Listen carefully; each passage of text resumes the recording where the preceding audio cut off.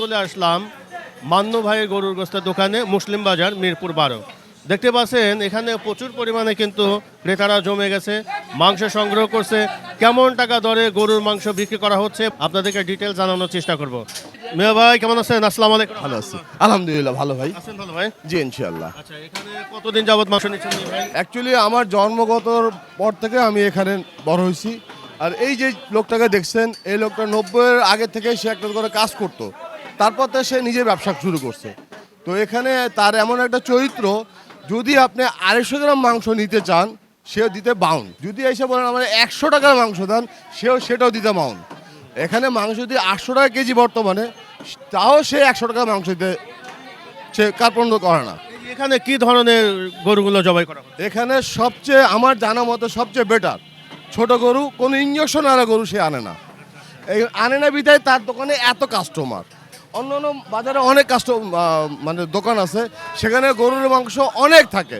12টা রাত 12টা একটা মতো গরুর মাংস ঝরে যায়, অথচ এই দোকানে 5টার পরে কোনো গরুর মাংস থাকে না। কি পরিমাণ চর্বি হার পাচ্ছেন? এই যে আপনি প্রমাণ দেখেন, 1 কেজি মাংস নিছি, এতটুক একটা হাড়, 1 কেজি হাড়, এটা হাড় নলে এনিওয়ে হাড়, আর কোনো চর্বি আছে কিনা দেখতে পারেন আপনি। তো ভালো মানের মাংসই পাচ্ছেন।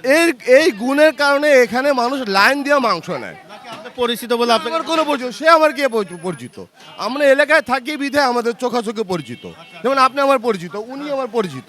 এই ব্যবসায়ী খাতিরে সে একেবারে 100 কোনো এক রত্তীয় মাংস মানে কমও পায় না এখানে। অনেকবার ট্রাই করছে আমরা যে এই দোকানে মাংস দিয়ে অন্য জায়গায় চেক করবো যে কম আছে কিনা, ওকে ধরার জন্য। বাট আমরা উল্টা ধরা খাই, কারণ মাংসতে বেশি থাকে, 1 গ্রাম 10 গ্রাম 20 গ্রাম বেশি থাকে মাংস। সিরিয়াল ধরে মাংস নিচ্ছে, অনেকটা সময় কিন্তু অনেকের নষ্ট হচ্ছে, তবু কিন্তু এখানে কবি নীরব, কারণ এই যে সময় দিচ্ছে, এই লোক প্রত্যেকটা মানুষকে তার হাসি মুখ দিয়ে বসায় রাখতেছে যে আপনি আসেন, আপনি মাংস নেন, কতটুকু লাগবেন, কোথার থেকে মাংস নেবেন।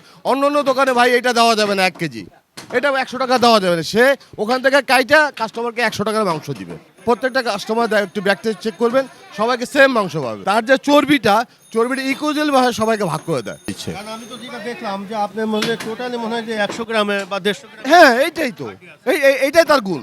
মোটামুটি মিরপুরের 12 নম্বরের মধ্যে এই লোকটা, এর নাম মান্নু কসাই, এ বিখ্যাত। উপরে কোনো ইয়ে নেই। এর উপরে আমার জানা মতো কেউ নেই, কারণ বয়স তো কম হয় না আমাদের। দর্শক, আমরা আমাদের এক ক্রেতা ভাইয়ের সাথে কথা বললাম। উনি খুবই কিন্তু চঞ্চল প্রকৃতির লোক এবং মান্নু ভাইয়ের খুবই ভক্ত মানুষ, এবং ওনার আত্মীয় স্বজন হয় কি না আমি সেটাও জানি না, কিন্তু উনি বলতেছে আসলে আত্মীয় স্বজন হয় না।